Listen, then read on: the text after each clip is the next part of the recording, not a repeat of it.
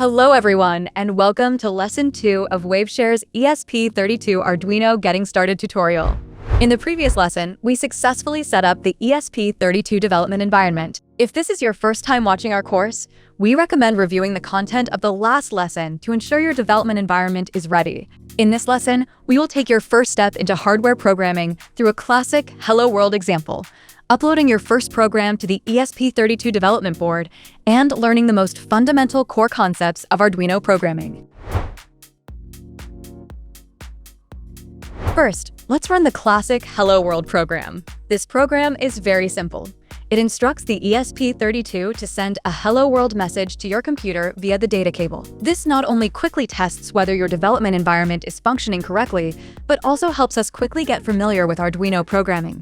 The first step is to open the Arduino IDE. This is where we write and upload our code. This is the Hello World code we'll be using today. To make it easier for you to learn, you can find the link to the complete code in the video description. You can copy and paste it directly into the IDE's editor. Once the code is ready, we need to tell the Arduino IDE which development board we are using. Click the drop-down menu at the top, enter the model of your development board in the search box, and then select it. If your development board is not in this list, don't worry, you can choose a generic board option. For example, for any development board based on the ESP32 S3 chip, you can select ESP32 S3 Dev Module. Next, select the port. Before connecting your development board, take a look at the current available ports. There might already be some ports listed, or there might be none. Both situations are normal. Now, connect your computer and the ESP32 development board using the data cable. At this point, you should see a new port appear in the port list. This is our ESP32 development board. Select it. If you don't see a new port appear after connecting the ESP32 development board, try manually putting the board into download mode. The operation is simple. First, press and hold the boot button on the board, then connect the board to the computer, and release the boot button after the connection is established. Select the newly appeared port. For newer chip models like the ESP32 S3, Espressif has built-in USB functionality, allowing direct serial communication with the computer without needing an additional USB to serial chip. To enable this feature, we need to activate a key option in the Arduino IDE. Click on the Tools menu, find USB CDC on boot. In newer versions of the ESP32 Arduino core, this option is often default enabled for models like the ESP32 S30. However, to be safe, be sure to check and confirm. If it is not enabled, manually set it to enabled. Once enabled, the computer can accurately receive the messages sent by the ESP32 in this lesson. All right, everything is ready. Now, click this right arrow, the Upload button. At this point, the Arduino IDE will do two things. Compile. Convert the code we wrote into machine language that the ESP32 can understand. Upload. Flash the compiled program into the ESP32's flash memory via the data cable. Once the upload is successful, the ESP32 will usually reboot automatically and start running the program we just wrote. Let's verify the program's effect. Click the magnifying glass icon in the upper right corner to open the serial monitor. This is the message sent by the ESP32. At this point, the window should display the message Hello World. If nothing is displayed, try pressing the Reset button on the development board. The Reset button on the development board functions similarly to a computer's restart button. Press it once, and your ESP32 will immediately reboot, causing the program to run again from the beginning of the setup function. As a result, Hello World is printed again in the serial monitor. Congratulations! You've successfully run your first program. You've made the ESP32 say its first hello to the world. Now, let's dive into the code and see how it works. Don't worry, you don't need to memorize all the details right away. At this stage, our goal is to build an overall impression first. In the following lessons, these concepts will reappear and you'll become more and more familiar with them. First, let's save this project. Click File, Save, give it a name such as Hello World. You'll notice that the IDE automatically creates a folder with the same name to store the INO code file. Arduino officially refers to such program files as sketch. A sketch must be placed in a folder with the same name to be opened correctly. Although in later tutorials, for easier understanding, we will still refer to it as code or program. Knowing the term sketch will be helpful. Next, let's take a look at the code. For those with a background in C language, Arduino programming should feel quite familiar. In fact, the Arduino programming language is based on C++, and the vast majority of syntax, data structures, operators, etc. are the same as in C++. However, it simplifies and encapsulates many aspects for embedded development, making it easier for us to interact with hardware. If you are not yet familiar with C language syntax, it's recommended to spend some time learning or reviewing it, as this will help you get started with Arduino development more easily. Looking at this code, a core feature of Arduino programs is that they are primarily composed of two parts, the setup function and the loop function. In an Arduino program, these two functions are indispensable. Setup function, used for initialization and configuration. It is executed only once after the ESP32 is powered on or restarted. Typically, tasks like serial port initialization, pin configuration, and sensor initialization are performed here. Loop function. After setup finishes executing, loop is automatically called repeatedly by the system. We place the core functionalities that need to run continuously here to keep the program running. After understanding the difference between setup and loop, let's first take a rough look at what the entire program does. The logic is actually quite simple. In the setup function, first, we initialize the serial port, which is how the ESP32 talks to your computer. Next, we wait for the connection to be ready. And finally, we send the message, "Hello world," to the computer. As for the loop function, we will leave it empty for now, so the program does nothing after initialization.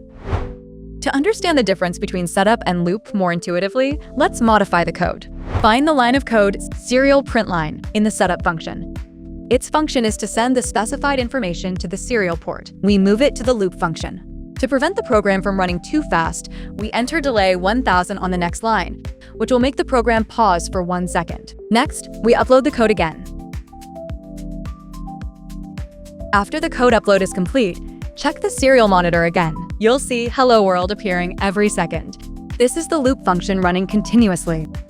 To observe it more intuitively, we can click this button on the right side of the serial monitor to enable the timestamp display feature, allowing us to observe the time when the statement is printed. You can also click the Clear Output button to clear the content in the serial monitor. Next, let's delve deeper and analyze the usage of each line of code. More importantly, we'll learn how to consult the official documentation. Starting from the first line in the setup function, when encountering an unfamiliar function, the documentation is the best teacher. Visit the Arduino official website and find the language reference under the documentation section.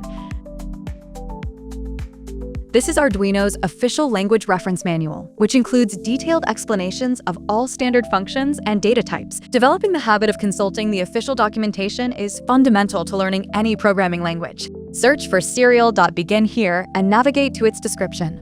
Find the description section, which explains the function's purpose. The function's purpose sets the data rate in bits per second for serial data transmission. When communicating with the serial monitor, make sure to select the corresponding baud rate from the drop-down menu. You can think of baud rate as the agreed-upon communication speed between both parties. The code sets it to 9600 because the default baud rate for the Arduino IDE's serial monitor is 9600. If the baud rates set on both sides do not match, garbled text may appear. You can also modify this baud rate, but you must ensure the serial monitor's value matches the one in the code. The purpose of this line is to wait. Especially for development boards with USB CDC functionality enabled, it ensures the computer's serial monitor is opened and ready to receive before the program proceeds. At this stage, you only need to know that it is a waiting action to ensure stable communication. After the setup function completes, the program enters the loop function. The code here executes sequentially from top to bottom and then repeats continuously. The first line serves to print the message "Hello World" to the serial port, followed by a new line, meaning the message is sent to the computer via the serial port. Similarly, we can search for serial.println in the Arduino documentation, which describes its function as printing data to the serial port as human-readable ASCII text. In the parameters section, it supports various data types.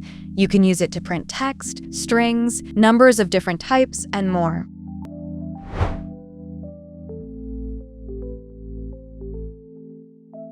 Back to the code, let's add a line after this one. Based on the code above, type it again this time. Have the ESP32 send us a greeting with the parameter set to "Hello, your name."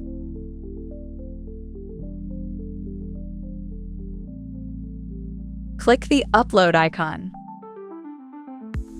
The upload failed, and some red text appeared at the bottom of the IDE window. It seems our code has an issue. These are compiler error messages. Understanding these messages is a key step in debugging a program.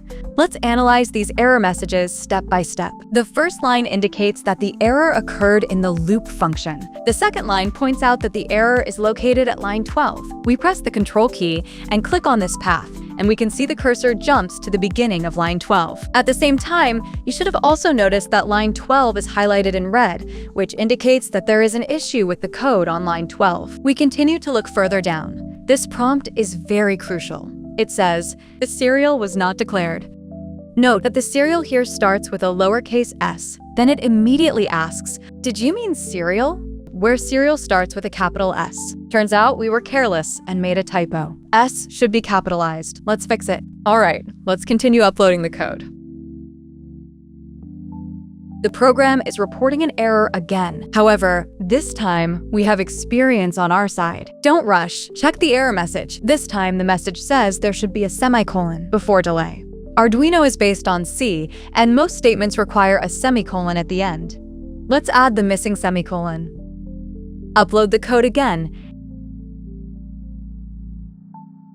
And this time, it finally succeeds. Check the serial monitor. Your ESP32 is now greeting you in your own way.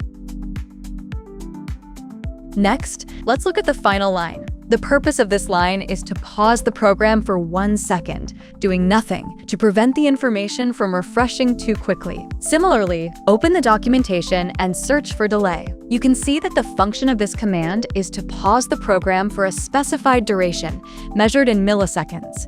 A delay of 1,000 milliseconds equals a pause of 1 second. Finally, let's try modifying this parameter by changing 1,000 to 5,000. Then, re-upload the code. Check the result. Since the loop function runs repeatedly, you will see that the ESP32 sends a greeting message every 5 seconds.